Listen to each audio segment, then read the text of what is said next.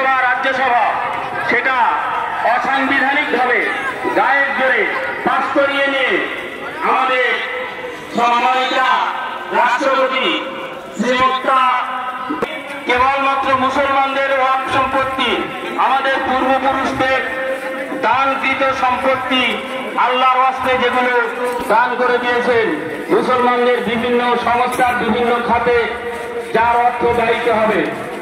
1 নম্বরে কি দিয়েছে সেখানে বলেছে যে এই ওয়াক্ফ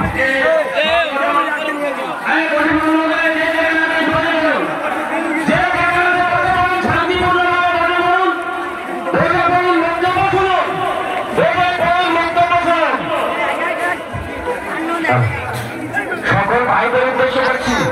ভাই, আমরা যে উদ্দেশ্যে এখানে এসেছি সেই উদ্দেশ্য যেন সফল হয়, তাই প্রত্যেকের কাছে বিনীত অনুরোধ, আপনারা কেউ উগ্র হবেন না, শান্তিপূর্ণভাবে বসুন এবং যে বক্তব্য শোনার জন্য আপনারা এসছেন সেই বক্তব্য আপনারা শুনুন।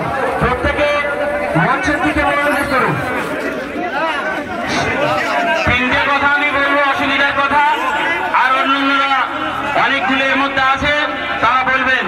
1 নম্বর হলো এই ওয়াক্ফ বোর্ড যে গঠন হবে, এই ওয়াক্ফ বোর্ডে হিন্দু বর্ণের মানুষদের প্রতিনিধিত্ব থাকবে এখানে, যেটা এতদিনে ছিল না, কেবলমাত্র মুসলমানরাই এর প্রতিনিধিত্ব করে এসছেন। 2 নম্বর, ওয়াক্ফ সম্পত্তিতে কোনো কারণে কোনো নথিপত্রে যদি কোনো রকমের কোনো গোলযোগ দেখা দেয়, সরকার, কেন্দ্র সরকার সেই সম্পত্তিকে বাজেয়াপ্ত করে দেবে, বাতিল করে দেবে এবং কেন্দ্র সরকার সেটা গ্রহণ করবে। এ একটা ক্ষতির দিক। আরো একটা, ওয়াক্ফ বোর্ডের যিনি প্রধান থাকবেন সেটা ওরাও হিন্দুত্বের দাবি রেখেছে, সেখানে কন্ট্রোলার বলি, কালেক্টর বলি যাই, সেটা ওই হিন্দু বর্ণের, হিন্দু ধর্মের মানুষ সেখানে প্রতিনিধিত্ব করবে। এই 3টে আপাতত শুনলেন, আর পরপর শুনবেন।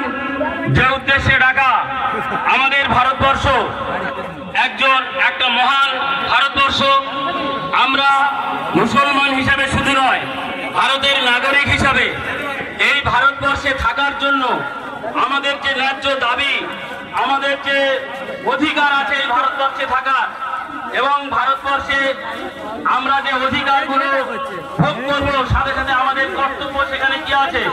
ইতিপূর্বে গত কয়েক মাস পূর্বে এখানে যে সভা হয়েছিল সেখানে আমাদের ডিটেলস আলোচনা হয়েছিল আমাদের ভারতের নাগরিকদের অধিকার এবং কর্তব্য কি।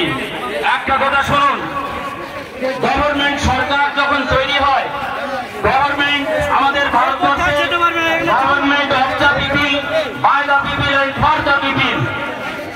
সরকার তৈরি হলে জনগণের দ্বারাই সরকার তৈরি হবে, জনগণের দ্বারাই সরকার পরিচালিত হবে, আর জনকল্যাণার্থে, জনগণের কল্যাণ কামনার্থে, জনগণের যত রকমের ভালো ব্যবস্থা, পজিটিভ সমস্ত ভালো করার জন্য এই সরকার কাজ করবে।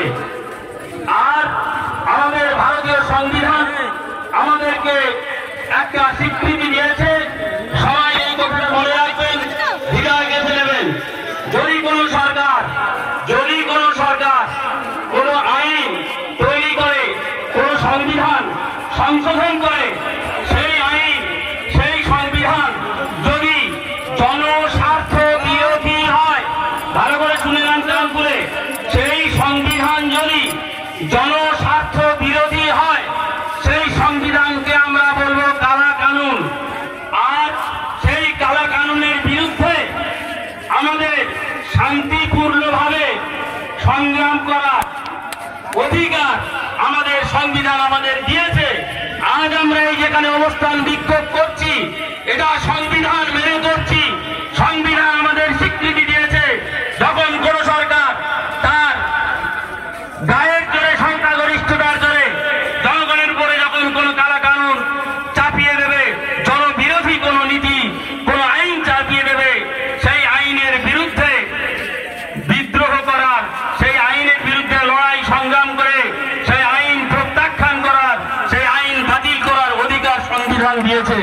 সেজন্য বলছি, সম্মানিত উপস্থিতি, আমরা সংবিধান মেনে আজ এই ঢোলাহাটে ঢোলা হাই স্কুলের সামনে পুরানো বাস স্ট্যান্ডে আমরা আমাদের ন্যায্য দাবি আদায়ের জন্য আমরা এখানে অবস্থান বিক্ষোভে থাকব। পরপর সমস্ত বক্তারা আসবেন, তাদের জ্ঞানগর্ভ বক্তব্য ধীর স্থির ভাবে আপনারা শুনবেন, শান্তিপূর্ণভাবে বসে যাবেন। অবস্থার সংকুলন হলে আপনারা যেখানে থাকবেন সেখানেই আপনারা বসে যাবেন। এখন আর একটা বিশেষ ঘোষণা, কোন ক্রমে আপনারা যেখানে অবস্থানে আছেন যদি কোনো অ্যাম্বুলেন্স এসে যায় আপনারা অত্যন্ত মানবিকতার সাথে শান্তিপূর্ণ দৃষ্টিভাবে শুধু অ্যাম্বুলেন্সটা পারাপার করে দেবেন, এতটুকু বলে দিলাম। এখন আপনাদের সম্মুখে বক্তব্য রাখবেন আমাদের ঢোলাহাট জামে মসজিদের প্রেসিডেন্ট মাওলানা জাহিদুল ইসলাম সাহেব, উনি সংক্ষিপ্ত বক্তব্য রাখবেন।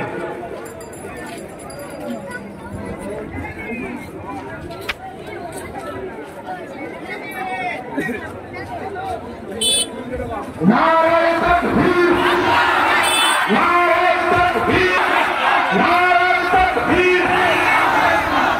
ভারতের জনগণ দিচ্ছে না, ভারতের জনগণ দিচ্ছে না, ভারতের জনগণ দিচ্ছে না। নারায়ে তাকবীর, নারায়ে তাকবীর। হিন্দু মুসলিম ভাই ভাই একসাথে থাকতে চাই, হিন্দু মুসলিম ভাই ভাই একসাথে থাকতে চাই। নারায়ে তাকবীর। গাড়ি সাইড কর রে বাবা, গাড়ি সাইড কর, গাড়ি ওই করে চলে যাও বাবা, গাড়ি সাইড কর বাবা।